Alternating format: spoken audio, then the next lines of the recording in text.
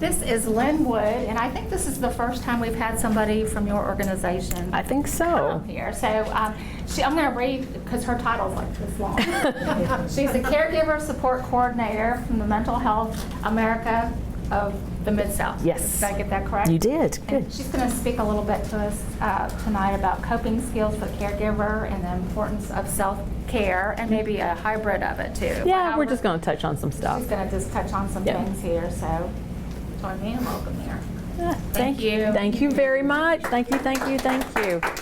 I'm not quite sure how your group found me, so I'm not sure if this was a good meeting or if somebody said, I don't know, go call that girl. She'll talk to anybody at any time. So I am a certified dementia practitioner with Mental Health America of the Mid-South. So I do run our caregiver support program.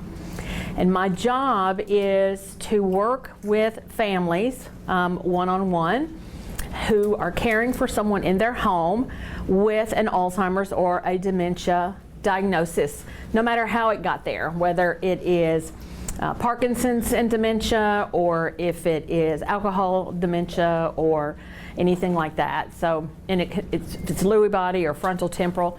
My program really focuses on helping families plan for the what ifs. What if, and then I'm the bearer of bad news because I know what all the what ifs might be. And then the idea is, as a family, to have a plan in place so you're ready. And I got started in my career at a nursing home, and I would say, well, it's time for Mimi to go home now. Oh, well, Mimi can't go home. I guess she has to stay here with you. And I was like, okay, well, that's not probably the best decision that could have been made. But also, I started my career in a nursing home in 2004, and the scope of care in Tennessee has really broadened since then to now, with all the options that are available for care for our older adults who are living with an Alzheimer's or a dementia diagnosis. And so there's a lot of resources in Middle Tennessee. They're just not always easy to find. And so my job is to be a type of dementia Google, so that someone isn't wasting their precious caregiver time trying to find information. They can just call me. Don't call an 800 number because they're in Wyoming and they don't know what's happening in Franklin or Brentwood or Nolensville or wherever. That's my job. That's what I do. And my program is 100% grant funded. So everything I do for families is free of charge. Like coming here tonight there's no fee to have me come and speak or to work with family members at any time. And so I love what I do, and a lot of the feedback has been, I don't feel so alone now because I feel like I have somebody I can call. Or I don't dread going home because now I know what my husband is trying to tell me, because we talk about communication do's and don'ts, and the stages, and giving choices, and just triaging behaviors. If someone's saying, why you're trying to poison me, well, I can help with the family that that says, no, older adults' taste buds start dying. Sweet is the last one to go. Things start tasting kind of metally, and so obviously they think somebody's trying to poison them because food tastes different than what it does to us right now. And then somebody who never put sugar or cream in their coffee may want to eat their ice cream first because that sweet taste bud is the last to go. And I have found that a lot of times if families understand those kind of nuances, then the caregiving journey is maybe not so hard. There is some wiggle room, if you will, or there is a way to understand better what's happening. Another part of my program with the Stephen Ministry, or as a church as a whole, I can train folks to learn how to be a dementia person, to talk with those families that maybe you got a new diagnosis. I can set up a resource center here in the church with resources and workbooks and things like that. I've trained some other places of worship to have a dementia advocate So if Miss Patty's husband gets dementia, now we don't want Miss Patty never to come back to the church, right? Because she's afraid her husband's going to get up and walk around through the service. How can we support her so that we are still ministering to her? Her faith is still being fed. She has that camaraderie and that socialization. But then how do we make sure that her husband is being cared for appropriately as well if he can't attend a morning service? And so those are just things that I'm happy to talk to whomever about here with the place of worship with your church. Those are the folks that need our caring and our understanding, and someone you can walk with, on this journey so that they're not alone. But we're going to talk about caring for yourself. If you are someone, is anybody in the room a caregiver of someone who is living with something? Well, I have news for you. Good old Rosalind Carter, she said there's 4 kinds of people in the world: those who have been caregivers, those who are currently caregivers, those who will be caregivers, and those who are going to need a caregiver. Don't you hope whenever you fall into one of these categories, you have somebody who knows what's going on, right? That is what we know. It's a famous, and actually she opened up a Alzheimer's and dementia support center in Georgia, really back before anyone was doing anything like this. You might not even just be a caregiver, but the caregiver has a 67% chance of having a medical emergency, and now someone has to step in and take care of 2 people.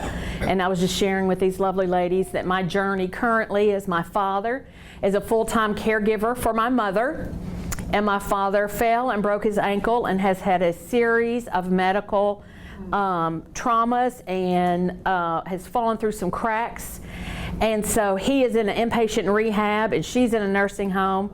And I have a mentally challenged sister at home who can live on her own, but she is the epitome of, if I got checks in my checkbook, then I got money. And so she's just willy-nilly and having a good old time. And I'm like, stop buying. So I am now like, my dad was the primary caregiver. I was the tertiary caregiver, or the secondary caregiver. Now there's, you need a third person. You need to build your team. You need to build your support people, your support team around you, because being a caregiver is not something that you learn how to do prior to doing it. You just start it. And I think of it as this way: if you have children in the room, you have those babies, and then as those babies learn to do more and more things, we become a little bit more hands-off, right? Because they're exploring and they're learning and they're able to accomplish tasks on their own, and we let them blossom and grow. And then as our older adults in our life start faltering a little bit and their worlds start closing in, we start helping hands more and more and more, and then we look back and we're a full-time caregiver. And it just kind of happened, and we didn't even know that it was happening until it's like, oh my gosh, this is if I'm not around, what happens? And so it can be very traumatizing and very eye-opening. But you may be a caregiver at some point in your life. I hope not. That would be great. And I hope my caregiving journey stops soon. I'm ready for my caregiving journey to be over. But if we do prayer requests before we leave, I will definitely make sure that y'all know about my family. So, what is a caregiver? A caregiver is an informal or a formal caregiver. If you're caring for someone, like I'm caring for someone, I'm an informal caregiver. Your formal caregivers are those ones who are working for agencies. The caregivers are in the hospital, the ones who are preparing the meals and stocking the shelves. A caregiver is anybody who's helping someone with their activities of daily living. And do y'all know what those are? You're bathing and dressing and preparing meals and doing the laundry and chauffeuring and shopping and cleaning and clipping nails. Anything that person is not able to do, those are called ADLs, activities of daily living. In Tennessee, there are 1.55 million unpaid caregivers providing care in the home right now. This represents 28% of our state's adult population. And 369,000 of those folks are caring for someone with a dementia diagnosis. So you can see there's a lot of care going on that's not just Alzheimer's and dementia. You've got a lot of mental health challenges. You've got a lot of drug addiction and folks coming out of trafficking situations. Whatever that care journey looks like, my job just technically focuses on the caregivers of Alzheimer's and dementia. So does anybody want to try to guess as to how much money 1.55 million caregivers are not getting paid in a year? And my slide did not transition very well. It's supposed to say $12.3 billion. So just move that 3 on up there. This is what happens when you use Canva and then you go to PowerPoint and everything gets all wonky. So those unpaid caregivers are providing services worth $12.3 billion worth of care. And again, this came from AARP, and this is for Tennessee. So then when you look at the United States as a whole, that's a whole lot of care that somebody is covering. A lot of our caregivers are still working, like myself. I'm still working full-time. My husband, who is now trying to support me in the decisions that I'm making and having to negotiate with my family, and he's working, and we are getting to move his 91-year-old mother in with us. So my house is just fun. My house is so fun right now. And so they were like, I can't believe your mother-in-law's going to move in. I was like, are you kidding? I might actually get a home-cooked meal. If she comes in, she's like, what days are you going to let me use the kitchen? I'm like, every one. Every one. I'll go, give me a menu. I'll go shopping for everything. I'll help you even prep if I don't have to stand there and do it. And she's like, what days do I need to do my laundry? Any day. And you walk away with your walker, and I might just throw my undies on in there with yours. So it's just the way it's going to be. But we do what we have to do for our loved ones, and she's great, and I love her, and I'm excited, and we've made changes to our house to prepare for this. If you are going to have a loved one move in with you, you can't. I just did a presentation this morning at a statewide conference, and the whole gist of it was you can't plan for the future when you're in the future. We don't plan for weddings. Women, we start planning our weddings before we even have a man. Men start planning their first car even before there's a learner's permit. We pick baby names before we're even married or even, thinking about starting a family. But we don't plan for what our future is going to look like until we're smack dab in the middle of it. And I'm on a soapbox for just a minute. If you have not made your end-of-life plans, you don't want to talk about it because it's taboo or it's depressing or whatever, rip that Band-Aid off, make those end-of-life plans, write them in a book, put the book on the shelf, and guess what? You never have to dread having that conversation again. And if you need the book, I've got the books. I can give you the workbooks for you to fill out, and that way your wishes can be followed when you're not able to speak for yourself, and it is the very best gift you can give your child.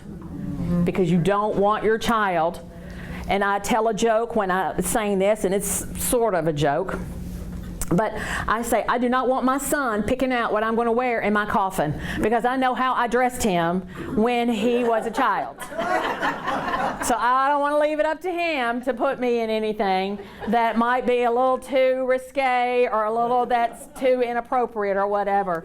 And my father would never tell me about what his wishes were, ever. He was like, I'm not talking about that. We'll talk about that when it gets closer. And but he went to a funeral. And this is when you have those conversations, this is how you have the conversation. And I don't know why we do this in the South. Is everybody in here from the South? Is anybody from?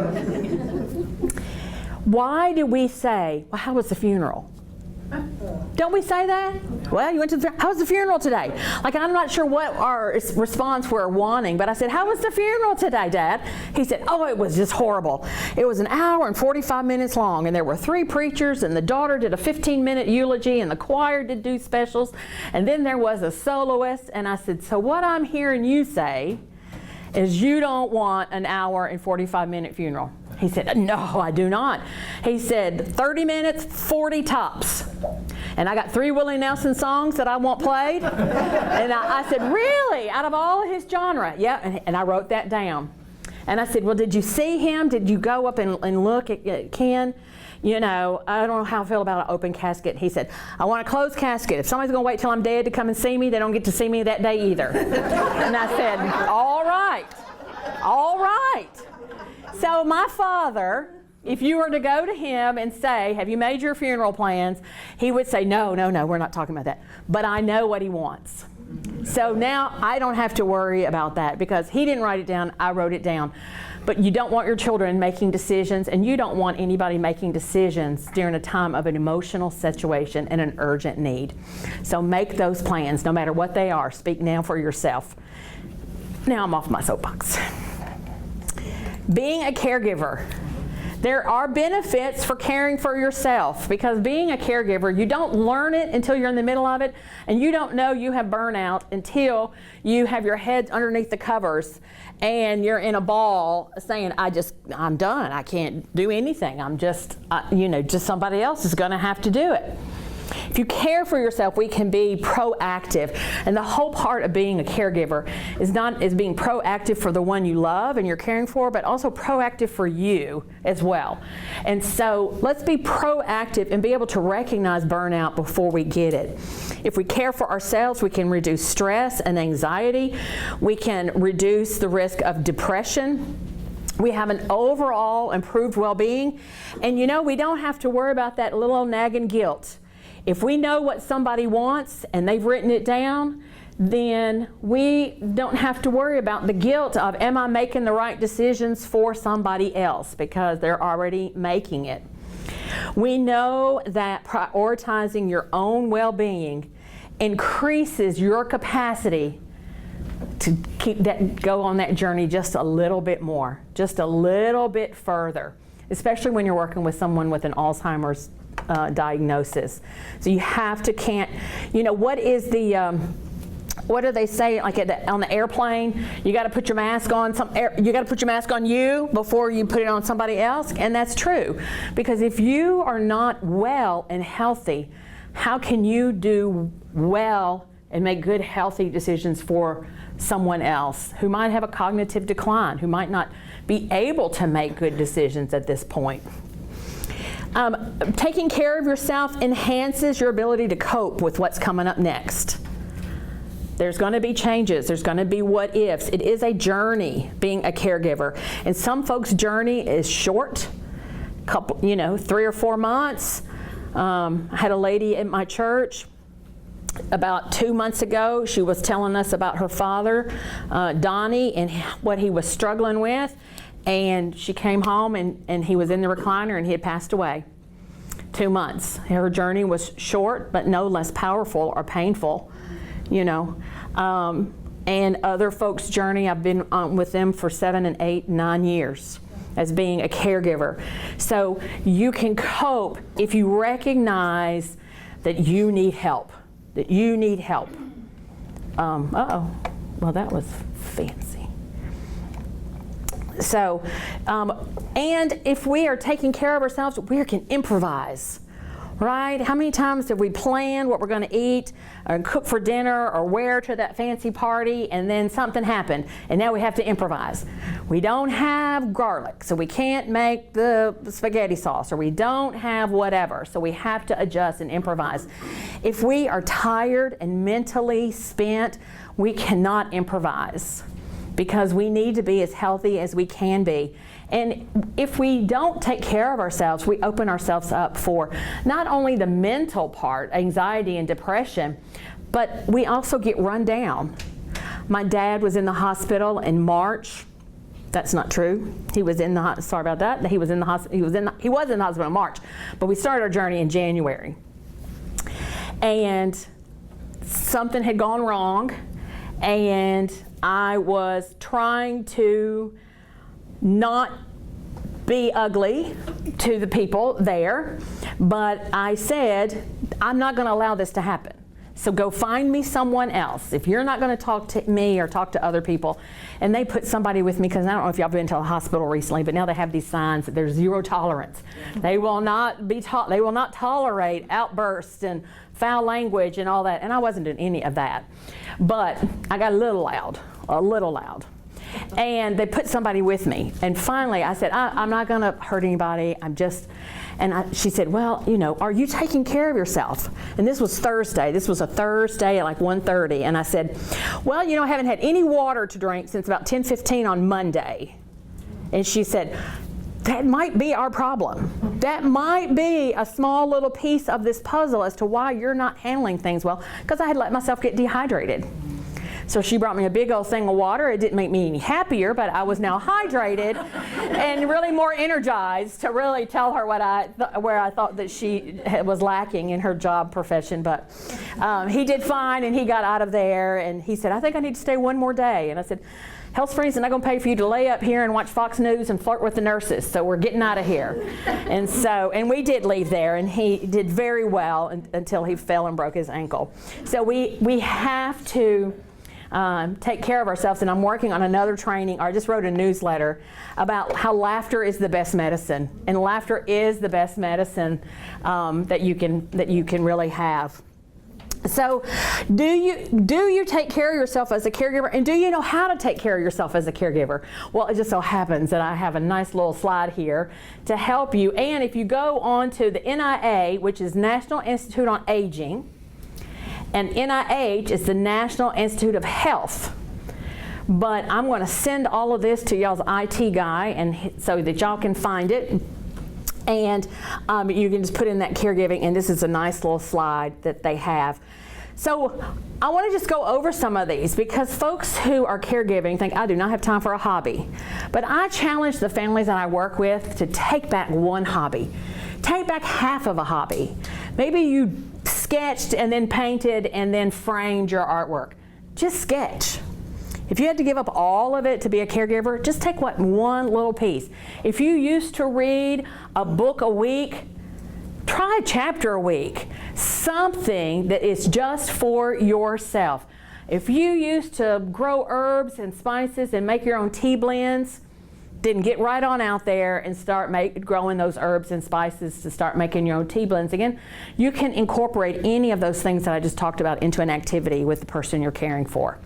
And it gives you something that is just for you, because as a caregiver, you have that right. Do you go to sleep? Go to sleep a half hour earlier. Half an hour earlier can make all the difference in the world in helping you be centered and restful. And you know what happens when we sleep? Our brain gets rid of all the stuff that we really don't need there anyway. And it keeps the stuff that's really important, and it puts it in the right file places in our brain so that we can recall it the next time. Sleep also allows our internal body, because our brain is doing everything. Our brain is engaging right now in keeping us all standing upright or sitting upright. It is processing the food that you just ate. It's processing the sound and the visual and everything. And when we sleep at night, the brain doesn't have to do any of that. The brain rests, and it just keeps your organs running, and it just makes for an overall healthier being. When you get stressed and tired, you're not at your best, and you might really fall into a illness or a mental health situation, and just a little extra sleep. Take a walk outside. I recorded during COVID. I had calls from families going, I used to take my loved one to a day stay every day, and now I have them all the time. What do I do? And I said, walk to the mailbox. Even on a Sunday, nobody cares. I'm going to check the mail. But as you're walking, the tendency is to walk right out there, get the mail, and walk on right on back. Okay, that's done. But my challenge was to walk slowly and breathe in for 4, hold that breath for 4, and let it out for 4. And make a leisurely stroll to that mailbox. Just to get some fresh air, maybe it's raining, but that's okay. The fresh rain on your face can feel really invigorating. I know I was out in the rain. We had such a dry spell when we had all that rain coming up. And there were a couple of times I was out on the deck rotating plants to make sure they all got the right amount of rain. So take that walk outside. Maybe you want to do a yoga class or meet a friend for lunch. And then join a support group. You know, there's a support group for anything. There is a support group for Parkinson's families. There's a support group for folks who have survived strokes. There is support groups for cardiovascular disease. There's support groups for traumatic brain injuries. There's support groups for alcoholics and for drug addicts, for folks who have escaped human trafficking, and there's support groups for Alzheimer's and dementia caregivers. There's a support group for autism. If you're a caregiver and have someone in your life with autism, you can find a support group to be in a group of your peers who is walking the same journey that you're walking. And there is strength in numbers.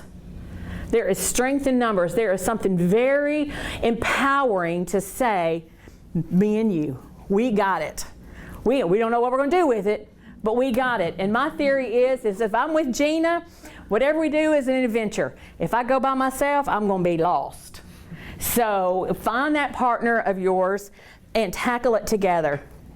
And so here is my wonky slideshow, my little hobby. Should be up there, but there's little pictures of hobby. And then the sleep benefits are the better mood and your improved memory, and you have a healthier weight.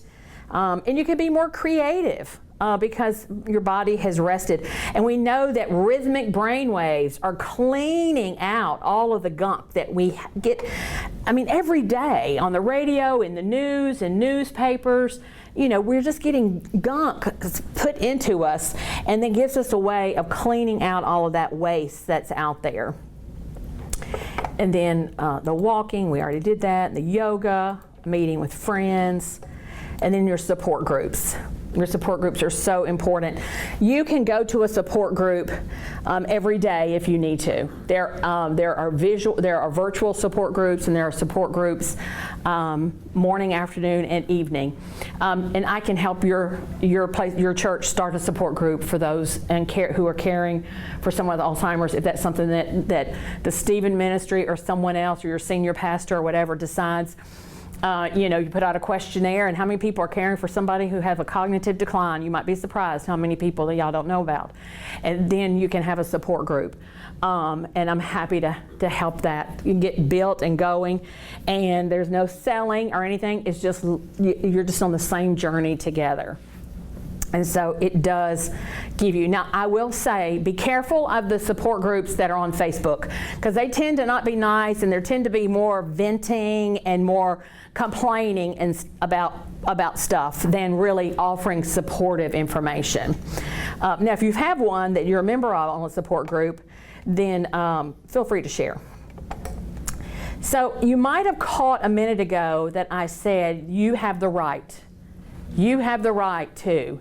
And there is a book that Joe Home wrote called Caregiving, Helping an Aged Loved One. And it is Caregiver Bill of Rights. We talk about people's rights when they go into a hospital, or the right that the hospital staff has not to be called anything ugly by me.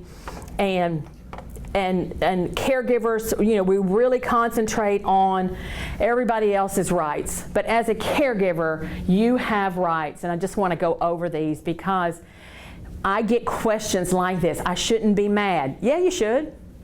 Yeah, you should. My mom is a 3-time stroke survivor, and sometimes she just gets downright mad because she is 82, and she had her last 2 strokes when she was in 2012, and she has been unable to do a whole lot of caring for herself since that time, and she knows what she wants to say, but she can't say it, and sometimes it just makes her doggone mad. And I said, you know what? You have a right to get mad, because I'm mad. Because I want my other mom back. I want my mom back that we went to the fair and we went shopping and went to the movies, and I don't have that mom anymore. You have the right as a caregiver to get help. Now, I want to talk about our marriage vows for just a moment, because I made them. I made them. Love, honor, cherish, care for in sickness and in health, richer for poorer. Nowhere in my marriage vows did it say that I have to do the job all by myself. It said I'm going to care for you in sickness and in health.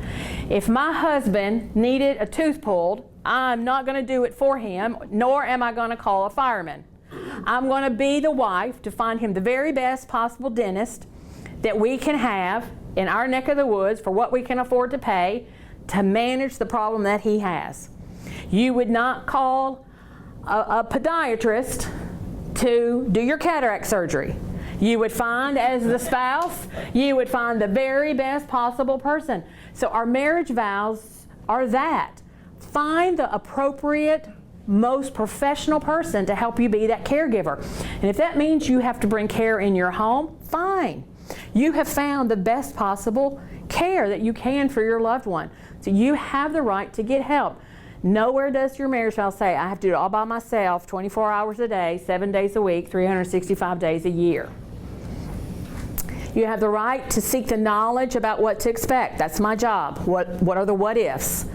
My job is to help families plan for the what ifs. The what ifs are scary, but you know what? If you have a plan for the what ifs, they're not so bad. Because you don't have to make a plan for a what if you already know that it's on the book. It's written down in the book on the bookcase. You have the right to ask for empathy and understanding for others, to seek respite. Does everybody know what respite means? Respite is not for the person who has the diagnosis. Respite's for you, right? Respite is for the person who is doing the care and managing and finding the right podiatrist to take care of stuff. So that is the person who's respite, and there's a lot of respite opportunities that are actually no cost now, because we have several new programs out there through the GUIDE program, through the Family Caregiver Support Program, through Tennessee Caregiver Coalition. There's money out there now to help families get some respite care.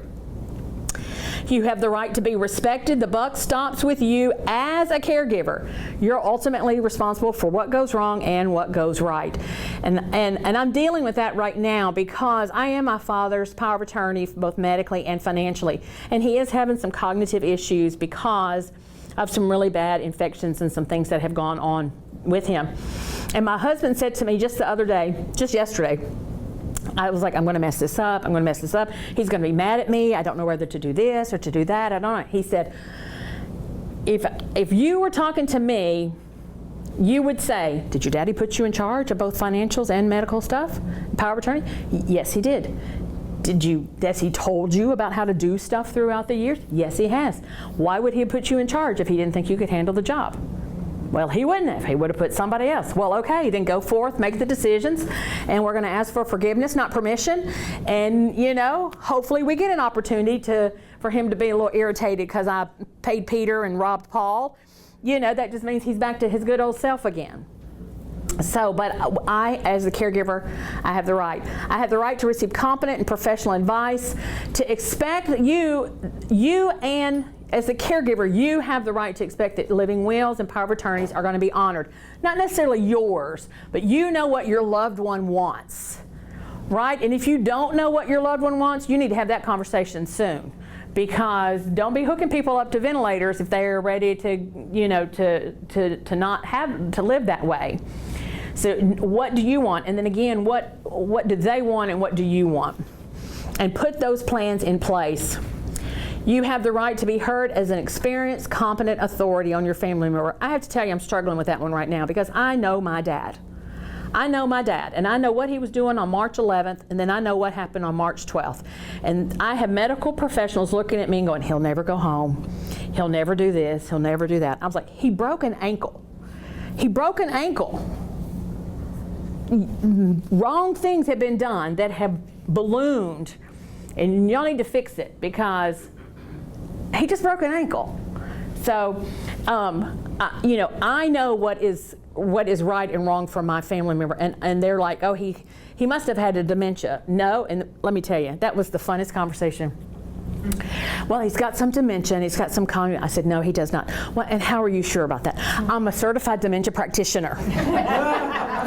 I pretty much know I can pretty much look around the room and say who's got dementia and who doesn't, and it is not my dad. So, and of course I had to tell all 8 doctors that. He was there 7 days, and I think he had 8 or 9 doctors. So you have the right, this was big, this is big. You have the right, I have the right to have a life outside of caregiving, where illness or disability is not always center stage. And that's a hard one for people, because they're like, this is my life now. This is my life. But you have the right to have something and to be free of guilt from that. That's the last one. Free of guilt or feeling selfish because you are taking care of yourself. Because if we go all the way back, if you're taking care of yourself, you're going to be able to take care of your loved one longer and better. And you're going to make better decisions. And then you may end up building your core and your network around you so that everybody's stronger. I am free for questions. That's the end of the program. There's nothing else. The end. But I don't stand on formality, as you can tell, but I do have other trainings, and I have information, how to have conversations, how to take the car keys away, that's a big one, how to take the car keys away, how to do it. I can tell you how not to do it. You don't do it on the side of the road after Meemaw's had an accident and you've had to come and try to navigate and negotiate between the cops and Meemaw, because adrenaline is running high and emotions are that high. You also don't have the car key conversation when Meemaw just failed the DMV test. That's funny, see? Yeah, that's not the right one. That's not the right time. Or when she's backed into the garage and knocked over stuff. So there are wrong and right ways to have. Where are you going to live if you can't live by yourself? Who's going to manage your money if you can't manage your money anymore? Who's going to chauffeur you around? And I'll tell you right now, does anybody in here want to stop driving? I want to quit driving tonight, like right now. Like if my husband would come and get me and hire me a chauffeur to take me back home, I would retire from driving today, because people out there are crazy. And do you remember the time when you would stop and let somebody come through and they'd give you a nice little wave? When was the last time you were waved at for doing something nice? No. And have you been to the airport lately? You can't find it. It's a big old thing, but there's roads that go everywhere. I don't want to drive anymore. I'm ready for my car keys to be taken away, and I can't find anybody to do it.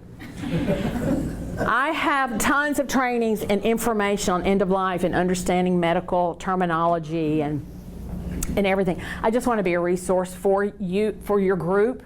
If you need anything, I have some little makeup business cards up here. Amy knows how to get me. Does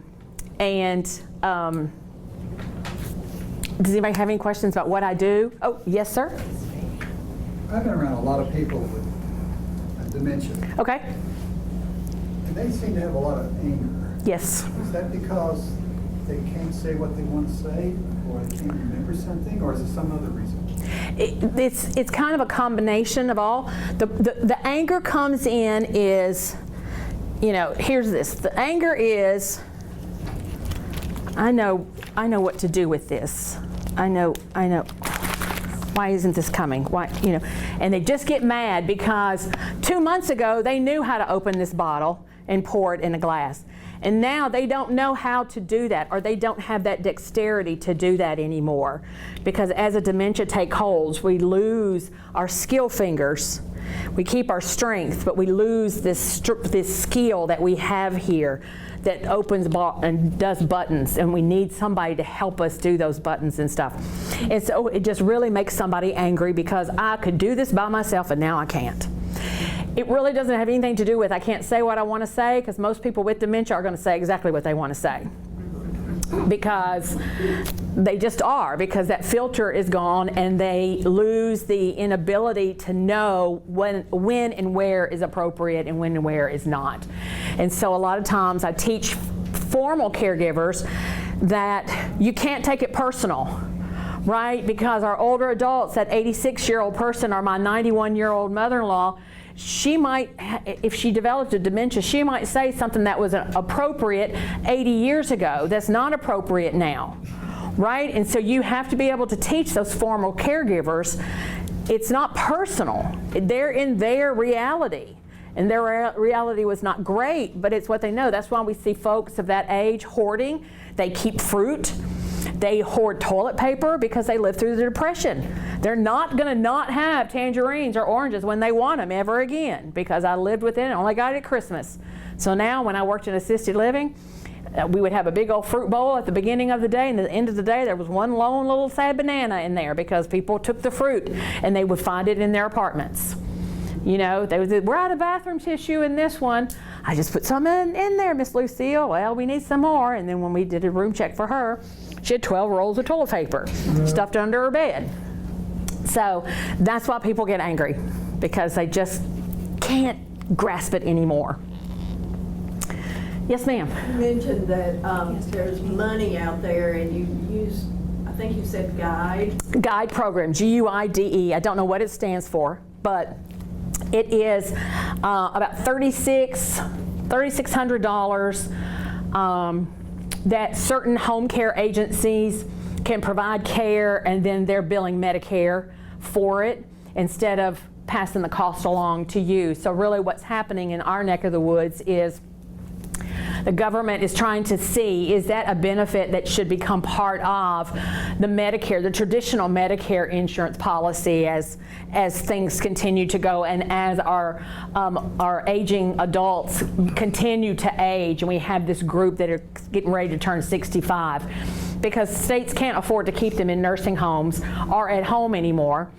And so how can they support that caregiver? So that's what it is. If you email me, then I have several different home care companies that participate, and they can tell you all about it and get you signed up and all that kind of stuff. I can even have somebody come and talk to your group about that program if that was something that you guys wanted to try to explore. If y'all want anybody to talk about anything, let me know. I probably know them and can get them here for you. I can fill up your whole calendar with people who, you know, who want to be supportive, because my network is big. Because I don't do it all. I don't help somebody get placed into an assisted living. I call Amanda, and she triages and talks to and finds out what do you want and what money you have, and then takes you on tours. And I have the attorneys who are going to help get the VA benefits. I don't do it. I just make what's called warm introductions, so that if I send somebody to you, Miss Carol, you know that it's somebody who's supposed to be calling you, not a scam. You know, because they're going to say, Lynn, that dementia lady said that you were interested in the dementia lady, because people forget my name, and that's okay. If you know what I do, then I'm happy. You know, but it's just a way, because if I were to call you and say, well, I'm Lynn with Mental Health America of the Mid-South, and I run a caregiver support program, and I'm a certified dementia practitioner. When did you hang up on me? Way back, probably with and thee. Right? So we try to do those warm handoffs to make sure that I get trusted people into your life, because it's a hard job. Yes, ma'am. Do you interact at all with like our Sunny Day program? I do. Oh my gosh, yes. Julie and Katie, yes. Yes. I actually, when I worked at Morning Point of Brentwood, we brought over the Sunny Day birthday cake. I was there for 5 years, and we brought the birthday cake.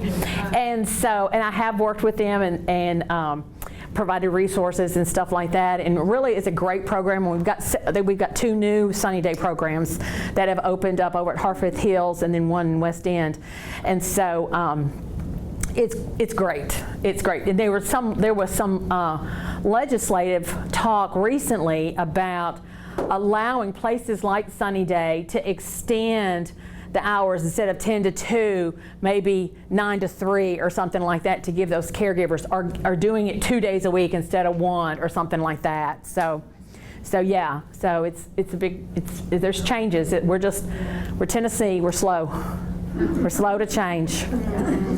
So, any other questions about Alzheimer's, dementia, what I do?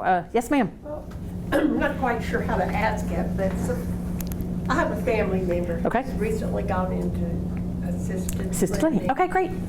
And so she's cared for. Her children are, taken care of her, and she's cared for in the facility.